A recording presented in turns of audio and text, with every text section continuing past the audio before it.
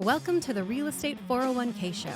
Here are your hosts, Ryan Gerdes, Mike Weinstein, and Justin Frederick, helping you build a legacy of wealth through real estate. Powered by the Recon Group at West USA and the Frederick team with Fairway Mortgage. NMLS number 625918. Welcome back to the Real Estate 401k Show. I'm your host, Mike Weinstein, alongside Ryan Gerdes. Ryan, well, first of all, people are going to want to text the word RISE to 623AZ Recon. Again, text the word RISE to 623AZ Recon because home prices here in Maricopa County, the Phoenix metropolitan area, have been on the rise, and they're going to continue to be on the rise. I just look at the people that I know that I have had real estate conversations with, and I put them into two camps. I put them into the fearful camp, the misled camp, who've been telling me all year long home prices are going to drop, the market is going to crash, and then the second camp, and my favorite type of people who simply just do what we tell them to do. Do you know, Ryan, I haven't told my wife this in a long time. I got into a lot of trouble, but my life... That's probably why you're still married. Yeah, my life would be so much simpler if people would just do what I tell them to do. My family, Mike, if they just did, because I remember one night, never mind, I'm not even gonna go there. What you got to do, man, is you got to control the things that you can control. Yeah. Right? And then you have to edge and hedge everything else that are variables. All right, well, according to Core Logic, home prices in Phoenix rebound with record highs forecasted for 2024. Since August, home prices have been going up. In August and September, they rose just under 1% at 0.9%. And that is from a year ago. We've been saying it. We've been predicting it. I don't see a scenario outside of a nuclear bomb going off, which if there was a nuclear bomb going off, it's going to destroy everybody's home value across the country, you're not going to right? give a damn about anything. If the nuclear Yeah.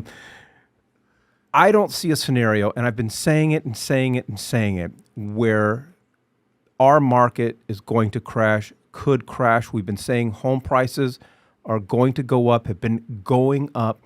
They haven't been going up as high as they have in years past, so a lot of people just don't realize that they are ticking up and see that as home values are dropping or leveling off.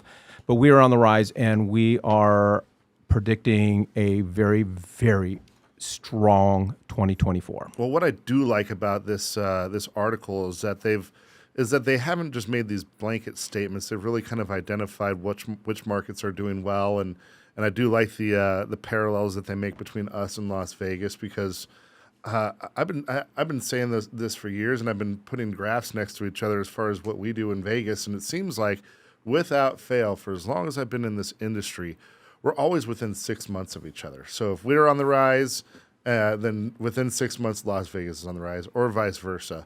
And so I really do like that. So if you're familiar with either one of those markets, you know that one of us is right there on the tail of the other. It does mention in here, what's going on in Portland, Oregon, and I got to tell you, like I know we talk a lot about the local market here, but the money is green everywhere in the United States, right?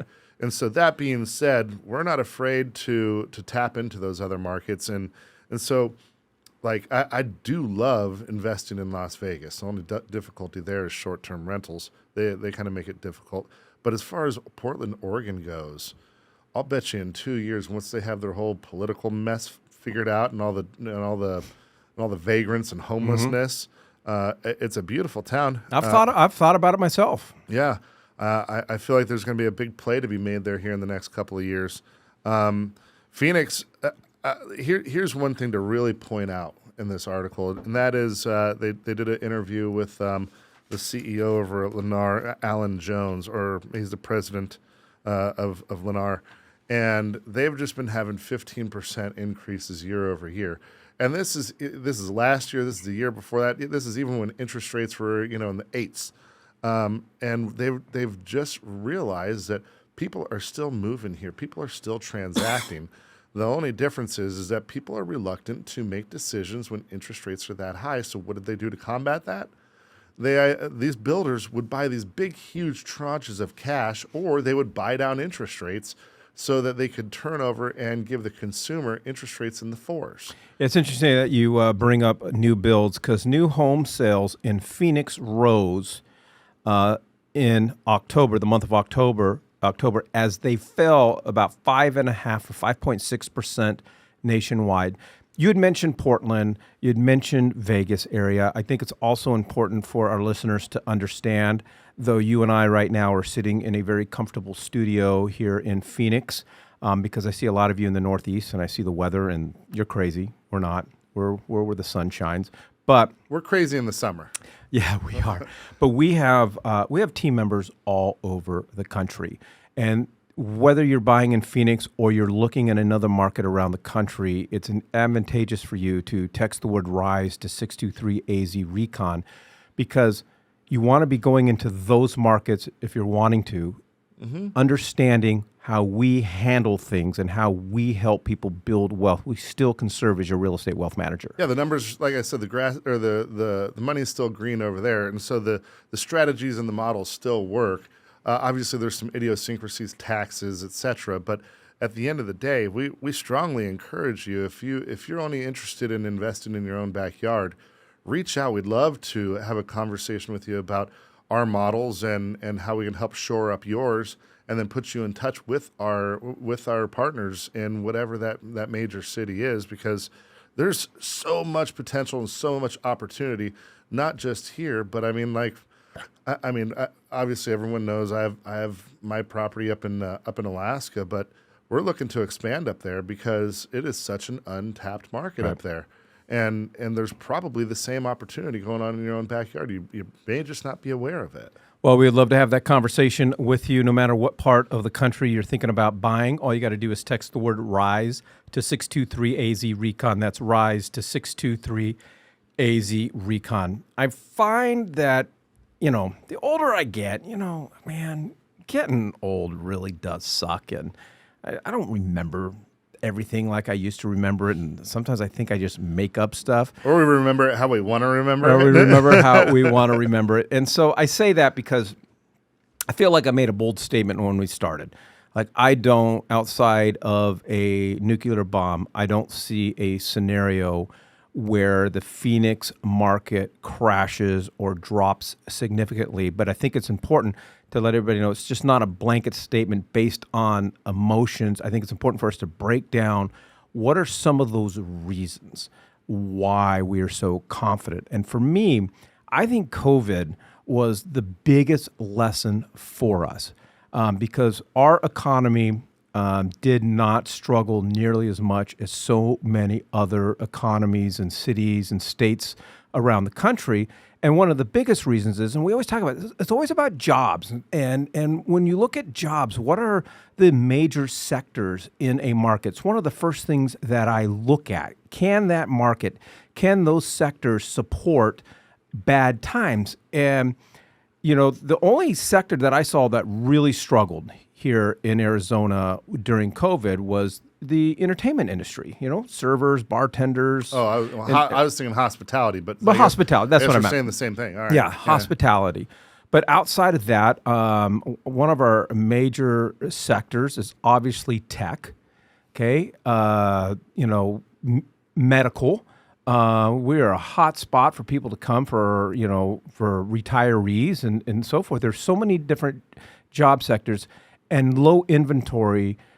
We're still, every week, I get 2 or 3 emails about new jobs coming to Arizona, companies moving to Arizona.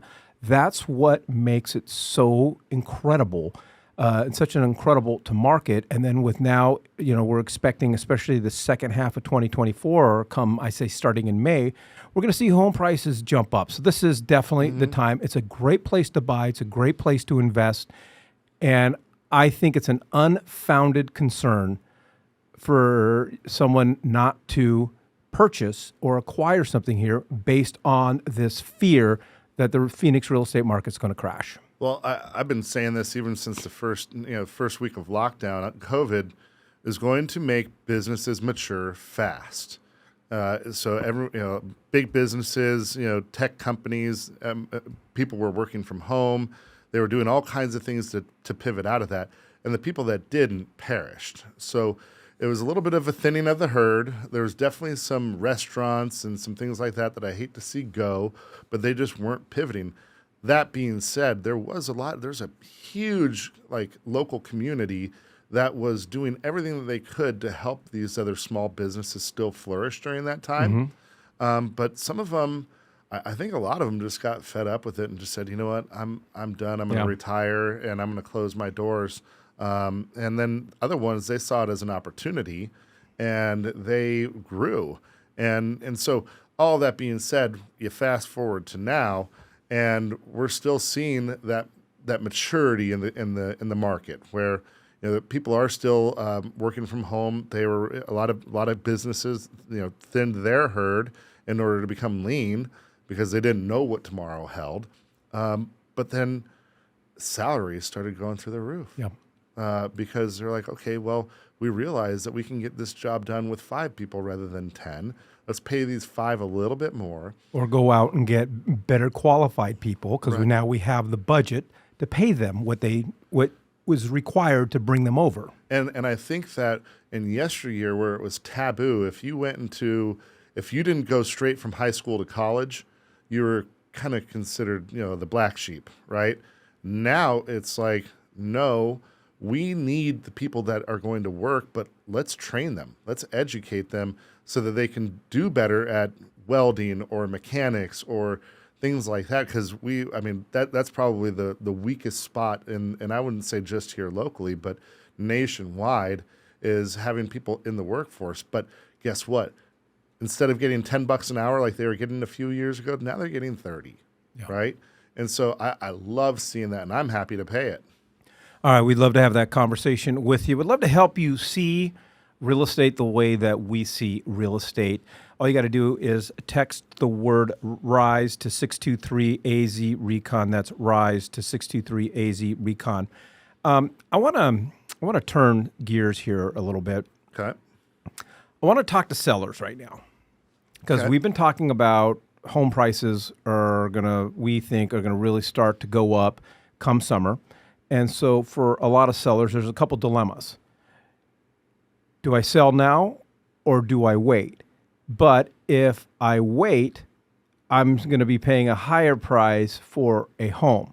And I want you in a second to get into kind of some of the strategies behind that. But the first question that you have to ask yourself is, why are you selling? If you have to sell today because you're getting relocated, then sell, right? It's all about motivation. But for a lot of people, Ryan, I want to get maximum value out of my home. So it sounds like a good idea to wait for summer to put my house on the market. But if I wait to put my house on the market and then I go start looking at homes for the summer, pretty much could be a wash. I think you need to really take a 30,000-foot view and see where you are in life, because we've talked about this before. We've had it ingrained in our heads since we were babies that that we need to save and then you sell before you buy, and so on and so forth. Where that's just a taboo way of thinking about things. But if the people that I've seen that it only really makes sense for them to sell is people that are going through divorces and they're having issues dispersing and dividing funds, then you kind of have to liquidate. If you're getting really late in life and you need to kind of start doing some more estate planning, sometimes that makes the best sense. Other than that, if you have a 2, 3, or 4 in front of your interest rate, I would want to hold on to that asset as long as possible. That's a good point. And so, and then on top of that, you need to look in the mirror about how risk adverse you are, right? Because if you make this decision to hold on to these things, and if you're a control freak and you can't let go of some of that power in order to manage the situations, or you're going to want to stop in and go check on the home once a week in order to make sure that there are no stains in the carpet or whatever, might be a difficult industry or a different way of creating income for you. So it really just depends on your personal situation and your personal makeup as to whether or not a real estate 401k plan is beneficial for you. Well, there is so much to unwrap there. It's what we do as real estate wealth managers, and it is a discussion that we would love to have with you. But you have to text us. You have to reach out to us. We encourage you to text the word RISE to 623-AZ-RECON. That's RISE to 623-AZ-RECON. Thank you for joining us on the Real Estate 401k Show. If you want more information on how to build wealth, click on the link or text us at 623-297-3266. That's 623-AZ-RECON.